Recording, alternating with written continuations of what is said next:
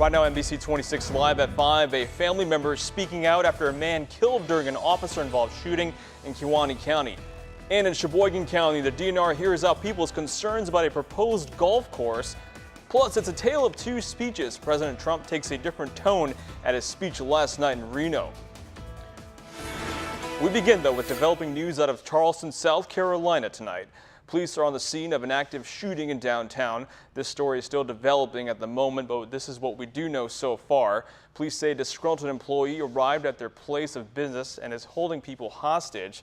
SWAT teams are on the scene. At least one shooting victim has been transported to the hospital. That person's condition is unknown at this time. We do know already at this point that the shooter is a disgruntled employee. This is not an act of terrorism. This is not a hate crime. It's a disgruntled employee who has come on the scene of his employment. NBC 26 will keep you updated as this story develops. The 22-year-old man shot and killed by Kewaunee County Sheriff's deputy earlier this week has been identified. This man, Tyler Whitmire of Luxembourg, was killed in the town of Franklin on Monday night. The investigation as to what happened is now being led by the Department of Justice. NBC 26's Eric Kress spoke with Whitmire's mother-in-law, who has questions about what happened. Eric. Tyler Whitmire just got married this spring. He met his wife Lily while serving in the Marines in Okinawa, Japan. But while he was back home this week, that new life ended. Today, Whitmire's mother-in-law told NBC 26 that Tyler was a loving husband, he was not violent, not a drug user, and that his life shouldn't have ended the way it did. Now, autopsy results will eventually tell us what was in Tyler's system at the time of his death. Now, on top of that, dash cam video that is being reviewed by the Criminal Investigation. I think deadly force was used way before that it was needed. I think there was other alternative measures that could have been done. I'm wondering, was the officer armed with a taser? I'm anxious for the dash cam to come out. We want this to be very thorough, we want this to be very methodical, and we want it to be able to give the answers that everyone deserves and needs, but we have to be patient with that. Now, the Department of Justice's Division of Criminal Investigation says Whitmire was threatening a woman and others with a knife before being shot. Now, many in Kewaunee County are waiting for this investigation to wrap up to hear the details of this case. With NBC 26, I'm Eric Crest. Eric, thank you. And an 18-year-old Green Bay woman in court today. Joseph Obert Walton was arrested yesterday for allegedly leading state troopers and Brown County deputies on a high-speed chase before it ended in a crash. NBC 26's Cassandra Duval is live in the newsroom with those details. Cassandra. Mo, Joseph Obert Walton was charged today in Brown County Court with second-degree recklessly endangering safety, fleeing officers, and causing injury while driving under the influence. According to court documents, deputies attempted to pull over Obert Walton, but he continued driving, reaching speeds of more than 130 miles an hour. The driver eventually crashed, rolling his car several times and throwing that driver from the car. Deputies say an 18-year-old De Pere woman was a passenger. They say she was wearing a seatbelt and had minor injuries. The criminal complaint states the passenger told deputies Obert Walton had been drinking prior to the crash, and during the investigation, state troopers found an open beer can in the car, and the driver allegedly smelled of alcohol and was slurring his speech. Bond was set for Obert Walton at $6,000 today. He'll be back in court August 31st. Reporting live in the Green Bay newsroom, Cassandra Duval, NBC 26. Cassandra, thank you. Former Packers running back Ahman Green pleads not guilty in court today. Court documents that Green and his 15-year-old daughter got into it about her doing dishes. Green allegedly asked her to do them and she did not want to. According to the criminal complaint, he admitted to hitting his daughter on the head. His next court appearance is set for December. An elderly driver smashed his SUV into Sandusky's in Howard Wednesday night. Police said the man's foot got stuck on the gas pedal and the vehicle smashed into a pillar at the bar and restaurant. Police don't believe alcohol was a factor. There were no injuries. All right, well, we did enjoy a lot of good weather this week, but what's to come? Chief Meteorologist Cameron Moreland has the quick look at your forecast. Cameron. Mo, we enjoyed a very nice fall-like day across northeast Wisconsin today with lots of sunshine, a few fair weather cumulus clouds, and some high-level smoke coming in from western forest fires. Right now, we are looking at temperatures that range from the mid-60s to the mid-70s across the Badger State. So far, the high today in Green Bay has been 68 degrees, and that's about 10 degrees below normal for this time of year. Here's a look at your 12-hour planner. Lots of sunshine as we head through sunset, then clear skies and crashing temperatures after sunset. We will quickly fall through the 50s and into the 40s as we head into tomorrow morning. Mo? All right, Cameron, thank you so much. Now to an update on the case of suspicious mail found at apartments around the state. NBC 26's John Erickson is live in the newsroom with more. John. Mo, we talked with an FBI spokesperson. No update today on what was in that piece of mail or on any suspects. That incident was on Monday. Then on Tuesday, Oak Creek police south of Milwaukee got what they believed to be suspicious mail. No one was hurt in that case. We went in with various meters and monitoring devices, and they opened the package and took the readings and samples, air samples. 2 Green Bay workers were back at work the next day after going to the hospital on Monday after opening that mail. No word on suspects from the FBI. Live in the newsroom, John Erickson, NBC 26. John, thank you. The tale of 2 speeches. Last night, the president took a much different tone to talking to the American Legion Conference. Now he has to work with members of Congress, some who even sharply criticized at a speech in Phoenix. NBC News correspondent Edward Lawrence has more on that from Washington. A vastly different President Donald Trump addressed the American Legion Conference in Reno, Nevada. It is time to heal the wounds that divide us and to seek a new unity based on the common values that unite us. Less than 24 hours earlier in Phoenix, an unscripted president had a much different tone. After defending his response to Charlottesville and attacking Arizona Senator John McCain, President Trump added, And nobody wants me to talk about your other senator, who's weak on borders, weak on crime, so I won't talk about him. And a more subdued tone addressing the nation on Afghanistan Monday. They sound entirely different.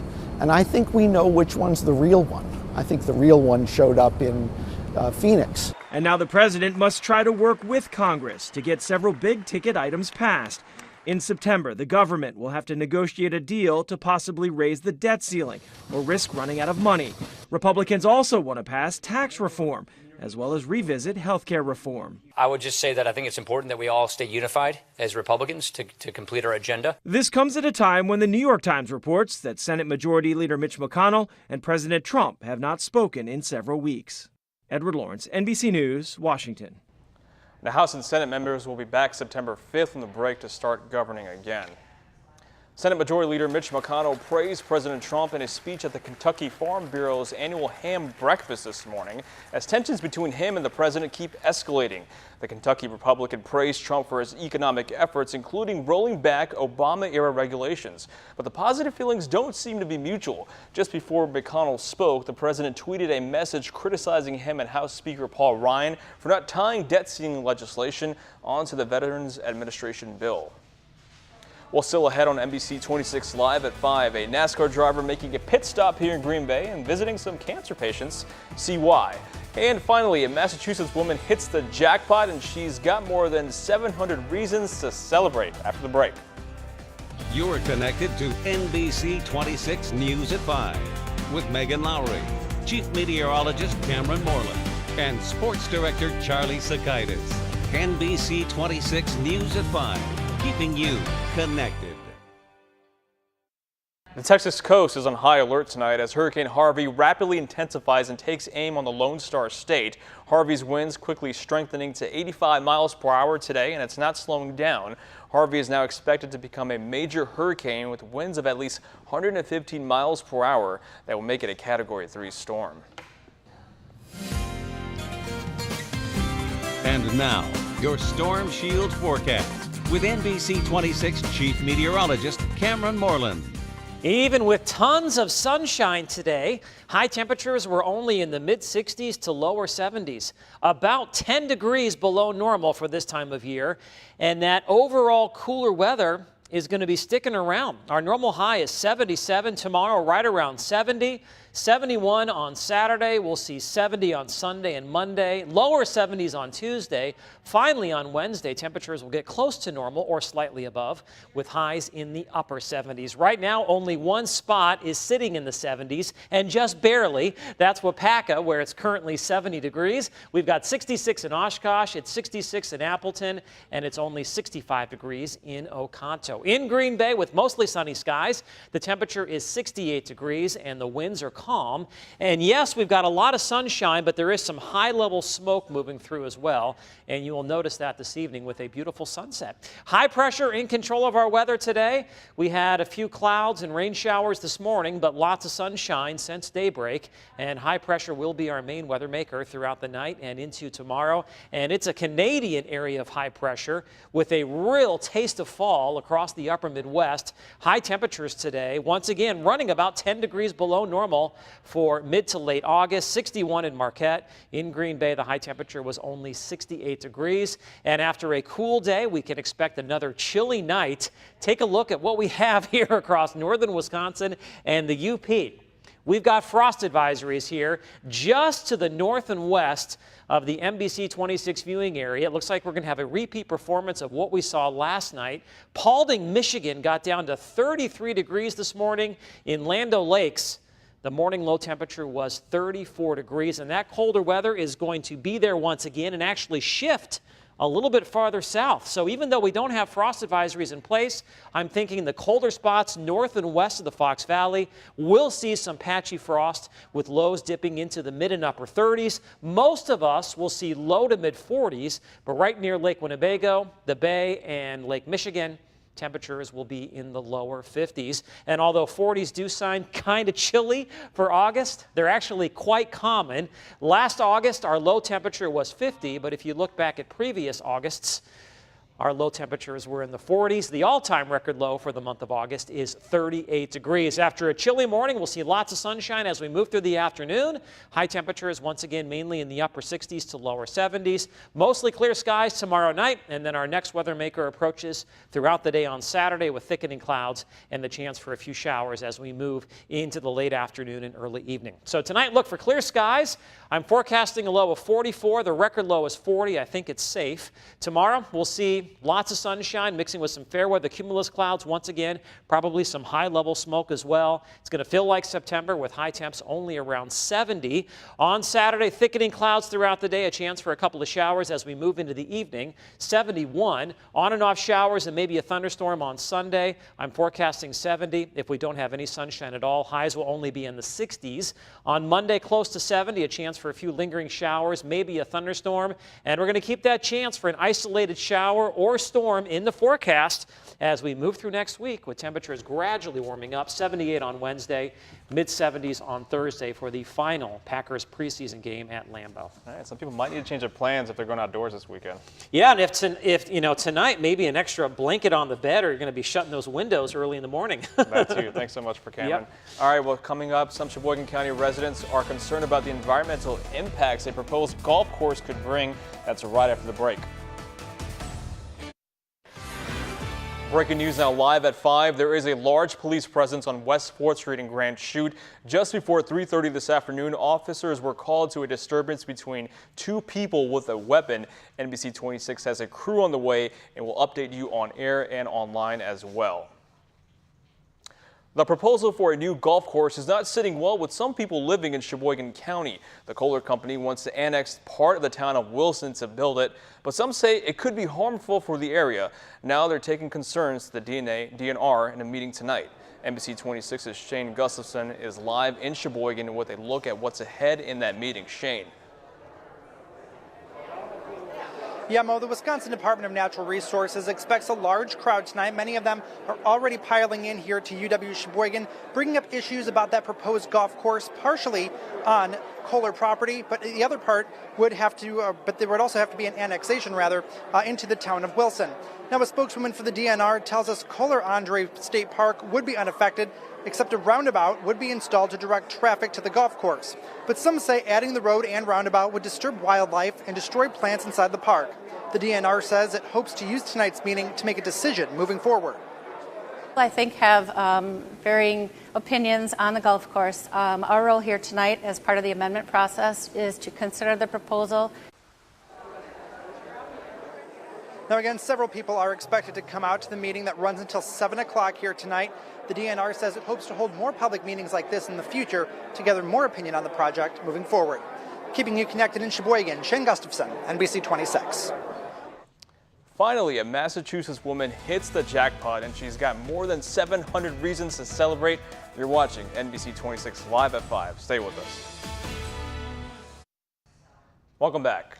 The winner of a record Powerball jackpot has come forward to claim nearly $759 million. Mavis Wanzik of Massachusetts had the single winning ticket for last night's Powerball jackpot, and that means a lot of dough for her. If Wanzik chooses the cash options, she'll receive a lump sum of more than $480 million before taxes. If she chooses to take 30 payments over 29 years, it will total just under $759 million. Wanzik already quit her job and says she wants to sit back and relax.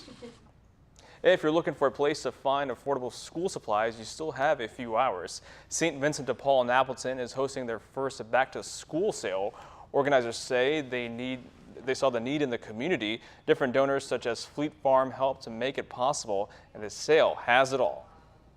Brand new backpacks, lunch boxes, pencils, pens, notebooks, folders, really anything that you need for back to school. And we're able then to provide them at a really, really affordable price. Leaders say they hope to make it an annual sale. St. Vincent de Paul is open until 8 o'clock tonight. For more information on the other programs they offer, just head to our website at NBC26.com.